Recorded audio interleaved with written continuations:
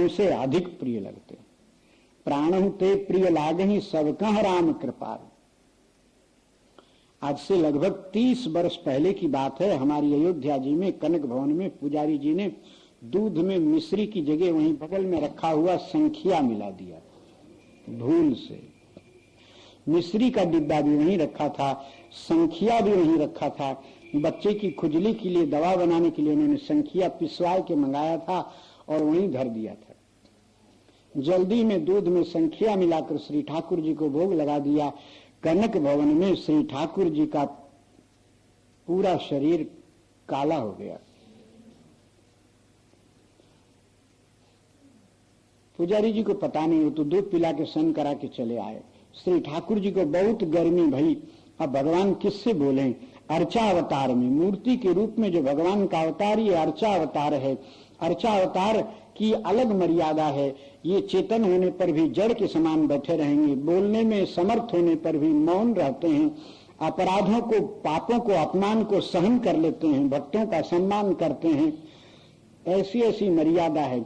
अर्चा अवतार में बोलते तब हैं जब अर्चक के मन में मूर्ति की भावना खत्म हो जावे, पूजा करने वाले के मन में मूर्ति की भावना न होकर लाला की भावना आ जाए, तब बोलने लगते हैं। अथवा दर्शनार्थियों में जो 32 अपराधों को न करे, 32 अपराधों में से एक भी अपराध न करके मंदिर में जावे तो भगवान बोलते हैं। ये मर्यादा है। इसलिए सबसे ठाकुर जी इस कलिकाल में बोलते नहीं, क्योंकि प्राणी तो अपराधों का खजाना है। जूता पहन के जाना, चप्पल पहन के जाना, सवारी में बैठ के जाना, कंबल ओढ़ के जाना, नी लगाए कपड़ा पहन के जाना, माला पहन के जाना, हाथ में छड़ी लेकर के जाना, ये सब अपराध हैं। ऐसा मंदिर में जाए तो ये पाप है, और पाप भगवान के दर्शन से छूट जाते हैं, बस खत्म। बोलते नहीं भगवान।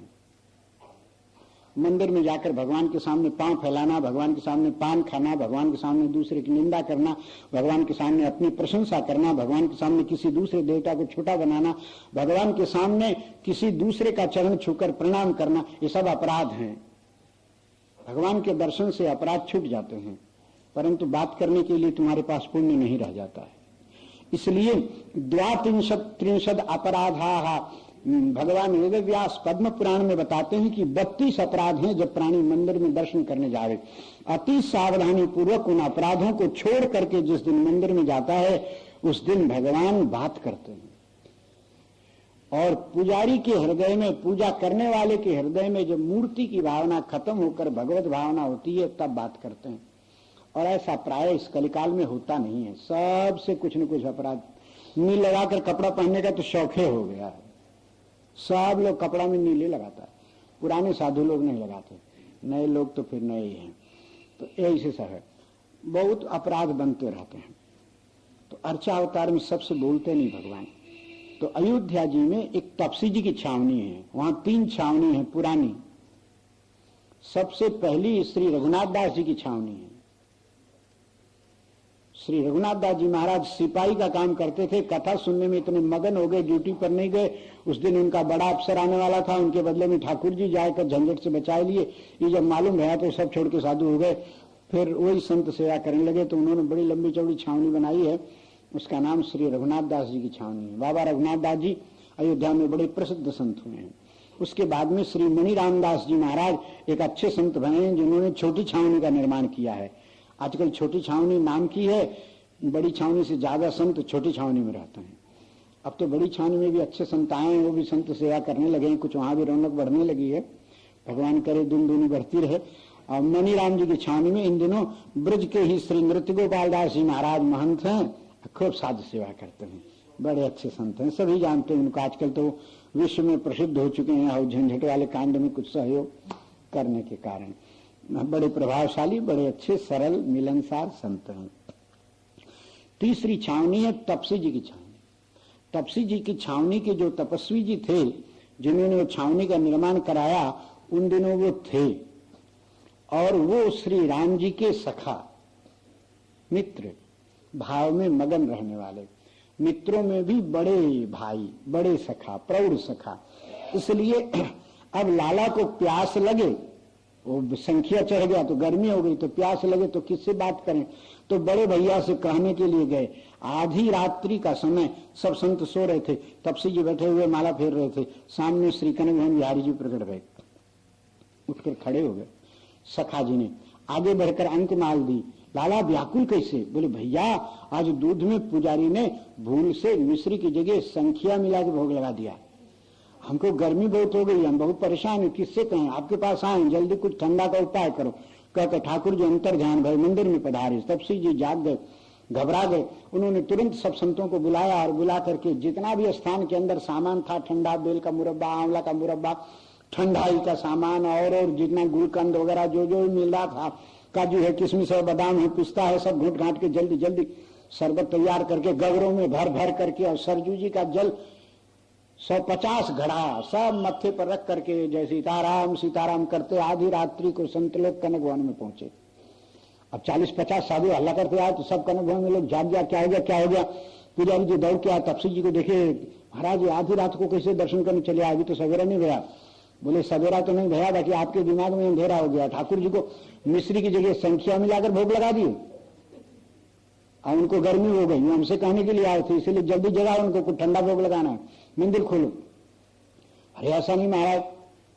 बोले तो दूध का प्रसाद जो भोग लगा था पिए।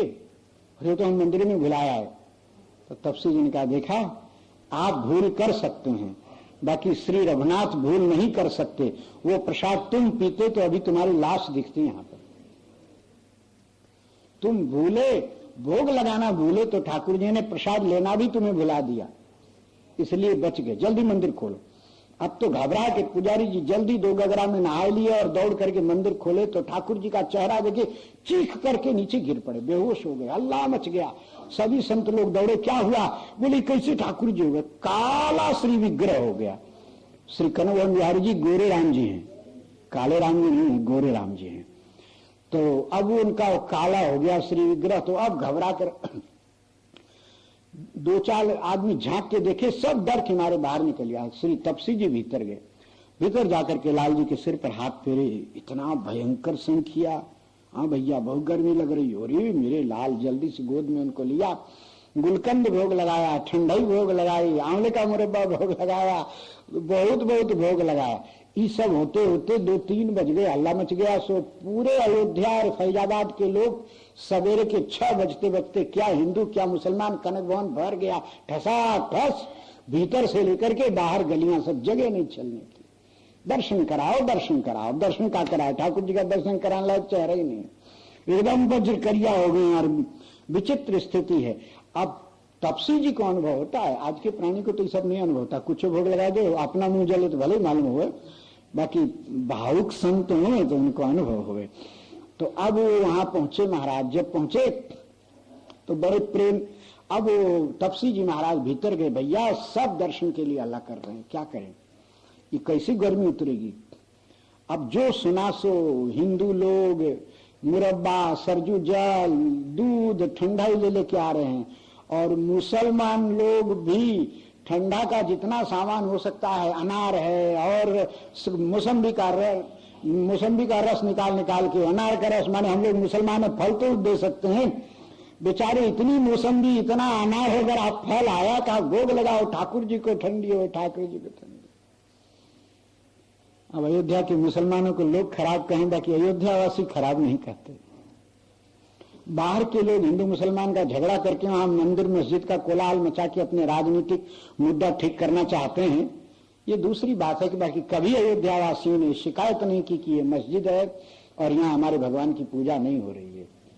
क्योंकि हिंदू मुसलमान सभी श्री राम जी को प्रेम करने वाले, सभी जन्मभूमि के अंदर मस्जिद थी तब भी रामलला की पूजा आराधना हो रही थी, मंदिर था तब भी हो रहा था, वहां कोई विरोध करने वाले।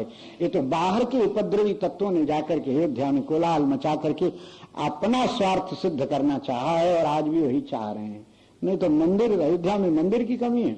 अयोध्या में 5,500 मंदिर हैं, जिसको आज वो मस्जिद बोलते हैं वो भी मंदिर ही है। उस मंदिर में इनके तोड़ने के पहले श्री रामलला की भी पूजा हो रही थी और आज तोड़ने के बाद भी हो ही रही है।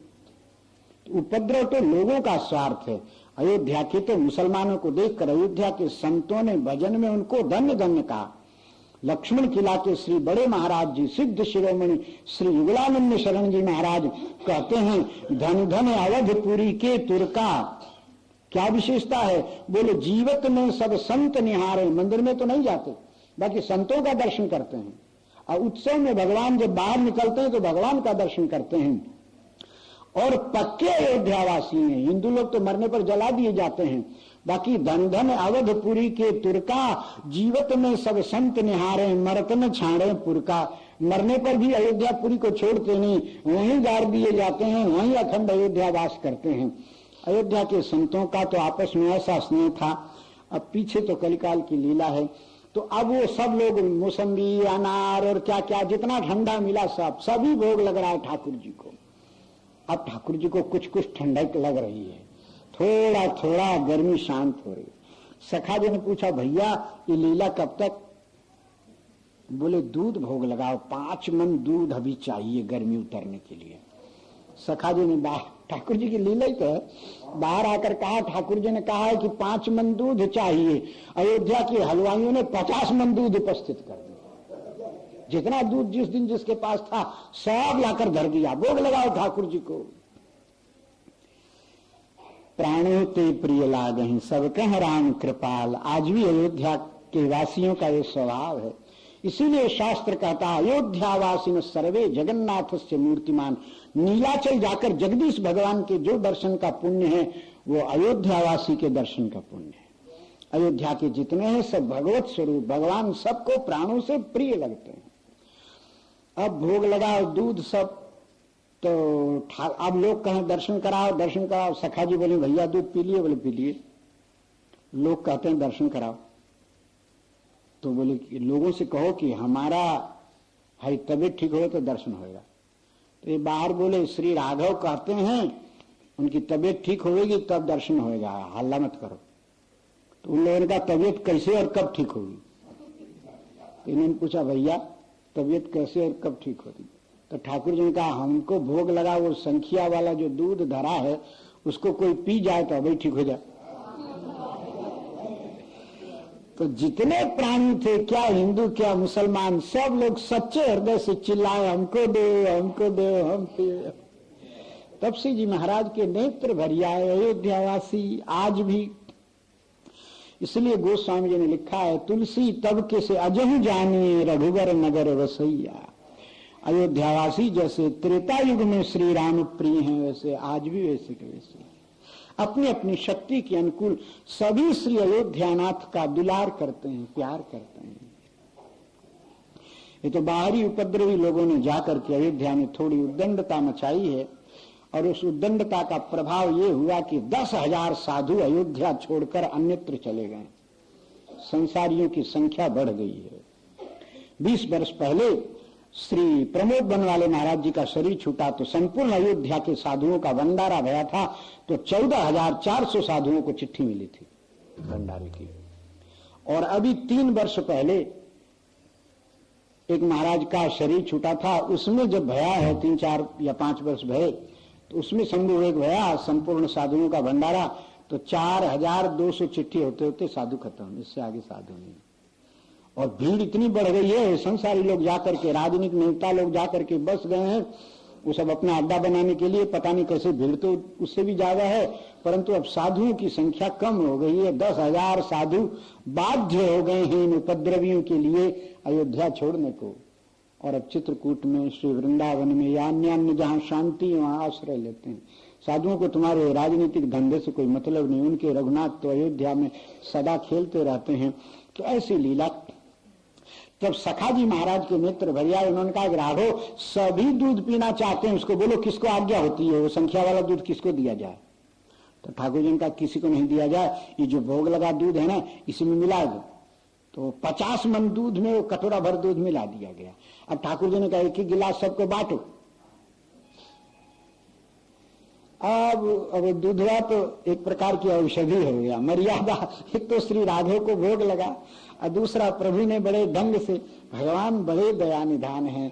बच्चों में जोश समाप्त हो सकता है, श्री राघव का होश समाप्त नहीं होता। वो तो भले जोश में कहते हैं सबका सब कटोरा हमको दे दो, बाकी प्रभु तो जानते हैं ना।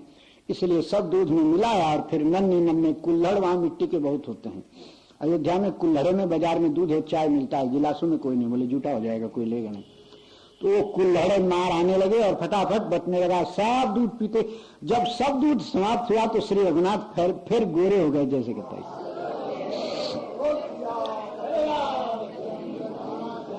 ऐसा जब हुआ है तो फिर सबको दर्शन भया है, सब आनंद में विभोर होकर नाचने लगे हैं।